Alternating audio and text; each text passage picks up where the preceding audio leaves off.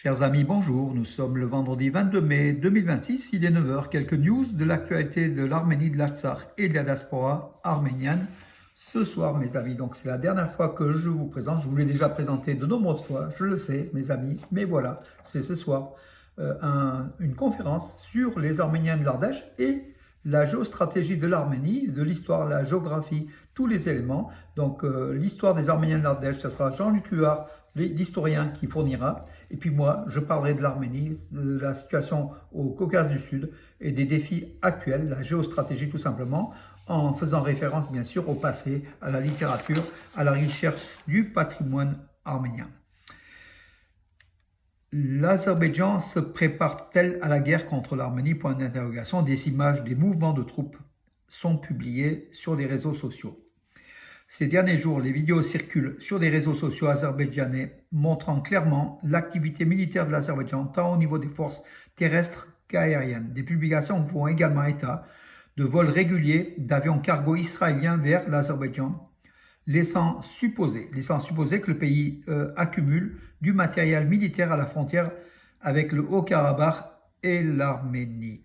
Voilà qui a de quoi inquiéter. Étant donné l'absence de liberté de la presse en Azerbaïdjan, on peut supposer que la diffusion de ces images vise à maintenir l'opinion publique arménienne dans un climat d'inquiétude. L'Azerbaïdjan pourrait toutefois recourir à de nouvelles provocations à tout moment. L'Azerbaïdjan organise également des camps d'entraînement pour ses forces armées. Selon les médias azerbaïdjanais, ces camps sont organisés conformément au plan d'entraînement de l'année en cours. Peut-être que ces vidéos. Donc en fait, cette information-là, je l'ai trouvée que sur le site favorable à Pachinian, en fait, à Egegan Jamanak, qui est le site d'Anna Agopian, en fait. Donc c'est le site de Pachinian, pratiquement. Peut-être que Pachinian veut alerter les citoyens arméniens en disant attention, si vous ne votez pas en ma faveur, ça sera la guerre. D'ailleurs, l'Azerbaïdjan amasse ses troupes aux frontières. C'est peut-être cela aussi. Parce que cette information-là que j'ai mise malgré tout sur Nouvelles d'Arménie Arménews hier soir n'a pas été diffusée par beaucoup de sites d'information en Arménie. C'est peut-être une manœuvre politique, mais bon, en tout cas les images sont réelles. Peut-être qu'effectivement, en prévision des élections du 7 juin prochain, législatives en Arménie, peut-être le renversement de Pachinian, peut-être que l'Azerbaïdjan amasse ses troupes aux frontières, au cas où, voilà, au cas où l'homme favorable à l'Azerbaïdjan, donc Pachinian, ne serait plus Premier ministre d'Arménie. Et puis bon, toujours donc à la frontière de l'Arménie, ça a été révélé, donc ça a été même confirmé. L'Azerbaïdjan a enlevé donc hier 2 soldats arméniens à la frontière arméno-azerbaïdjanaise. Le service national des frontières azerbaïdjanais a annoncé que les gardes frontières avaient déjoué une tentative de franchissement illégal de la frontière par un groupe de saboteurs des forces armées arméniennes. Selon ce rapport, les militaires arméniens auraient tenté de franchir la frontière à un point traversant la région de Zangelan. Donc c'est le sud de l'Arménie, voilà, dans sa frontière est. Bakou a officiellement annoncé l'arrestation de 2 militaires arméniens, tandis que les autres saboteurs auraient pris la fuite. Le ministère de la Défense d'Arménie a également publié 2 communiqués hier, démentant les informations circulant dans les médias azerbaïdjanais selon lesquels les Arméniens auraient tenté une nouvelle infiltration de sabotage dans le sud-est de la zone frontalière. Plus tard, le ministre arménien de la Défense a indiqué que le contact avec les 2 militaires des forces armées arméniennes qui livraient des vivres et à des positions de combat avait été perdu depuis le 20 mai à 19h. Selon le rapport, les opérations de recherche sont en cours pour retrouver les militaires. Il a également été noté que l'hypothèse de leur présence en territoire azerbaïdjanais dans des circonstances encore inconnues fait l'objet d'une enquête. Bon, c'est peut-être des soldats qui livraient en fait au front du matériel et surtout donc des victuailles en fait, les vivres, qui ont peut-être traversé une zone contrôlée par les Azerbaïdjanais, mais de façon inattendue. Et peut-être ils sont perdus. Ça arrive aux frontières entre l'Arménie et l'Azerbaïdjan, c'est très compliqué.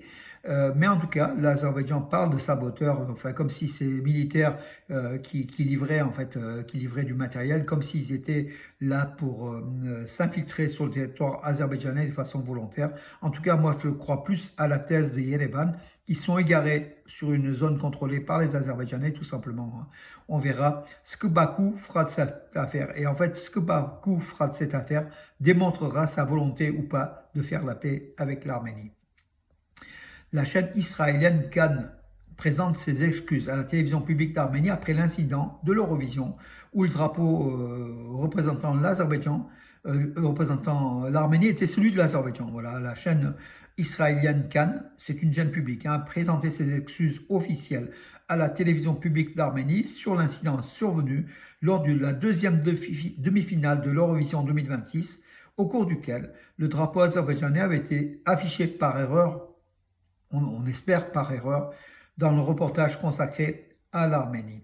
Suite à cet incident, la télévision publique arménienne a exigé des explications de la part de son partenaire israélien, qualifiant l'erreur d'inacceptable. En réponse, le directeur du général de la Cannes, de la chaîne de télévision israélienne, Golan Yarpaz, a adressé un courrier officiel au directeur exécutif de la télévision publique d'Arménie, Hovannes Movsisyan.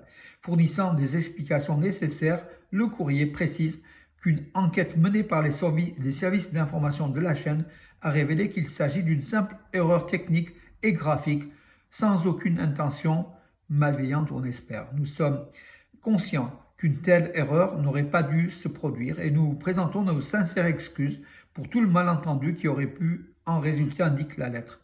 Enfin, à voir, assure, mais en tout cas, quand même, c'est un fait. Le drapeau azerbaïdjanais à la place de l'Arménie sur la chaîne de télévision israélienne lors de la deuxième demi-finale de l'Eurovision 2026. L'équipe d'Unisport remporte la Coupe d'Arménie de futsal. Donc le futsal, cette équipe est financée par le sponsor Unibank, Unibank, la banque arménienne. Unisport, donc l'équipe d'Unisport a remporté la Coupe d'Arménie de futsal. En finale, Unisport a également dominé ProDev sur le score de 10-1 et c'est adjugé le titre, la Coupe d'Arménie. Voilà, Unisport qui pourrait aussi gagner aussi le championnat d'Arménie. Il affrontera bientôt Yerevan Club. On verra si Unisport fait la coupe et le championnat. En tout cas, bravo l'équipe de futsal. Et vous savez que l'Arménie en futsal est 15e nation mondiale. 15e nation mondiale, ce qui est énorme dans le classement de la FIFA.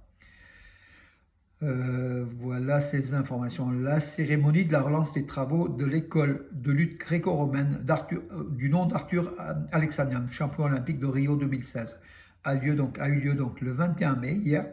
Les travaux étaient à l'arrêt quelque peu, donc les travaux ont redébuté. Donc il y avait bien sûr Arthur Alexanian, il y avait aussi la ministre de la Culture d'Arménie, Jana Andreasyan, le vice-premier ministre arménien Tigran Khachaturian.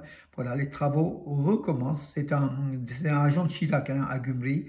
C'est un grand centre d'entraînement pour les jeunes, les générations futures de lutte gréco-romaine, qui est dédié à notre champion olympique Arthur Alexanian, l'ours blanc, l'ours originaire de Gümri. Voilà, donc c'est très très bien que ce centre soit relancé et c'est un bon investissement pour l'avenir de l'Arménie.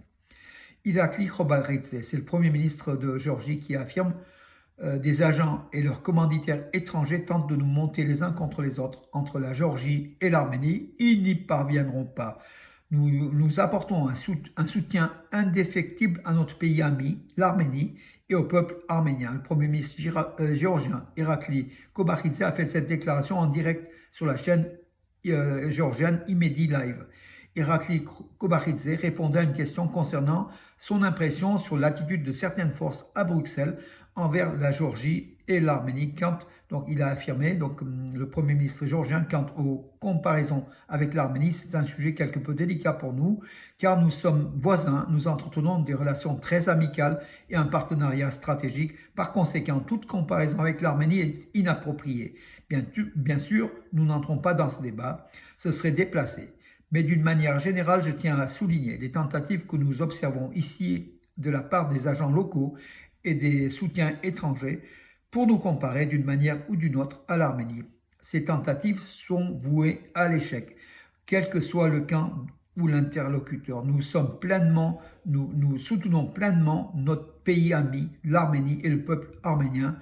C'est la seule chose que l'on puisse dire à propos de l'Arménie, a déclaré le Premier ministre géorgien, qui a également affirmé: je tiens à remercier le Premier ministre arménien qui a fait preuve d'une attitude exemplaire envers la Géorgie, attitude qui s'est traduite par des relations amicales et des contacts directs entre les deux gouvernements. Il a même déclaré ouvertement qu'il était impossible d'évoquer l'intégration européenne de l'Arménie sans la Géorgie. Vous vous souvenez également de la déclaration suivante d'un haut responsable européen: l'Arménie représente le chemin le plus court reliant l'Asie centrale à l'Europe. Il semblerait que malgré la situation économique et d'autres aspects positifs, les bureaucrates européens aient une compréhension superficielle de la géographie, a déclaré le Premier ministre géorgien. En tout cas, bravo pour ce Premier ministre géorgien qui est honnête, une politique d'amitié avec l'Arménie, même si les intérêts peuvent parfois diverger. En tout cas, il est bon que Yerevan et Tbilissi s'entendent. D'ailleurs, Tbilissi s'entend aussi avec Bakou et Ankara, vous l'aurez signalé, vous remarquez. Mais il est bon aussi que l'Arménie soit de la partie et qu'elle s'entende bien avec son voisin du nord, la Géorgie. Et a priori, le Premier ministre géorgien, il a des mots très très amicaux envers l'Arménie. Les infrastructures de la télévision numérique d'Arménie, la télévision publique d'Arménie, furent la cible de cyberattaques de grande ampleur. C'est ce qu'a affirmé le directeur de la chaîne Ovanes Movsisyan, qui a indiqué que l'attaque visait à perturber la retransmission des événements de la communauté politique européenne. On sait d'où ces attaques peuvent venir, hein. On regarde le nord, Moscou, bien sûr, qui n'est pas du tout content. Et donc les cyberattaques venant des hackers russes, programmées sans doute par Poutine contre l'Arménie. Bien sûr, l'Arménie a répliqué. Et selon le directeur de la télévision publique d'Arménie, il a affirmé que ces attaques n'ont pas eu d'effet réel, concret, sur la diffusion justement de la rencontre européenne qui s'est déroulée à Yerevan début mai, une rencontre de très haut niveau. Et puis j'avais oublié, mes amis, je salue. Aujourd'hui, c'est l'anniversaire de Charles Aznavour, 102 ans. Charles Aznavour, qui est né le 22 mai 1924 à Paris, le grand chansonnier français d'origine arménienne, on ne l'oubliera pas, inoubliable, inoxydable, indémodable, Charles Aznavour, que j'avais rencontré plusieurs fois à Marseille, à Valence, à Paris. Voilà, comme beaucoup d'entre vous, hein, c'était pour nous, c'est la gloire de l'élite, de la personnalité arménienne la plus connue au monde et qui diffuse la culture française, la culture arménienne, enfin à travers son origine arménienne. Il nous manque beaucoup. Charles Aznavour aurait eu 102 ans aujourd'hui. Voilà, sacré Charles, qui a réuni le peuple d'Arménie et sa diaspora, qui a réuni la France et le monde derrière ses valeurs, la chanson, l'artiste. Salut l'artiste. Un tribunal arménien maintient en détention un activiste réfugié du Haut-Karabakh qui avait osé s'en prendre à Pachinian. Donc en Arménie, quand vous invectivez le Premier ministre dans la rue avec des mots un peu durs, vous pouvez être passible de 2 mois de prison. C'est ce qu'a écopé donc un citoyen arménien originaire de l'Artsakh qui avait, par rapport aux élections législatives du 7 juin, qui avait interpellé dans la rue Nicole Pachinian. Il s'appelle Arthur Ossipian. Et comme d'autres, des dizaines d'autres Arméniens croupissent en prison pour avoir juste dit quelques mots durs envers le Premier ministre arménien et sa trahison de l'Artsakh. C'est ce que cet habitant de l'Artsakh reprochait à Pachinian, hein. Les autorités arméniennes cherchent à minimiser l'impact des élections en Arménie et des tensions croissantes avec la Russie. Nicole Pachinian dit qu'il s'entend bien avec Poutine, ce qui n'est pas tout à fait vrai. Voilà. Et puis l'Arménie vise à minimiser toutes les attaques de Moscou contre l'Arménie, Moscou, la Russie qui est de plus en plus, comment dirais-je, nerveuse. Plus les élections du 7 juin, les élections législatives approchent. Voilà, bien sûr, le candidat de la Russie, c'est pas Pachinian, c'est Samuel Karapetyan et les autres. Voilà, donc aussi des cyberattaques, des attaques, même des agents sans doute infiltrés en Arménie. Mais l'Europe est là pour aider l'Arménie, pour que Nicole Pachinian puisse reconquérir, enfin se remettre pour la 3e fois Premier ministre d'Arménie. Voilà mes amis pour aujourd'hui. Je vous remonte donc l'affiche de ce soir, 20h30, salle Chevier, la MIC Jean Moulin. Chers amis, venez nombreux pour cette conférence qui sera très très intéressante. Voilà, je vous donne rendez-vous à demain et je vous dis bonne journée ensoleillée et chaude.